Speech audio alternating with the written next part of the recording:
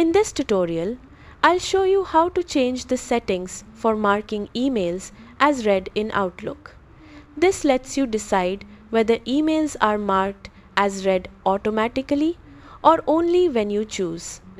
Open Outlook and sign in to your account if needed. Click the settings gear icon in the top right corner.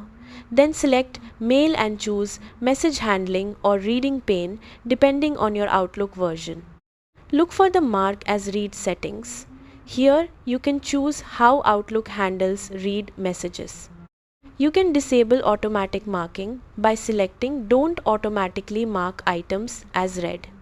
If you prefer Outlook to mark emails as read automatically, choose the option to mark messages after they are viewed and set the delay time that works best for you.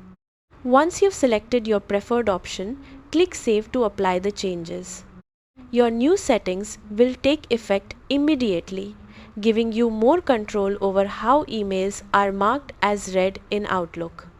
That's how to change the options for marking an email as read in Outlook. Thanks for watching.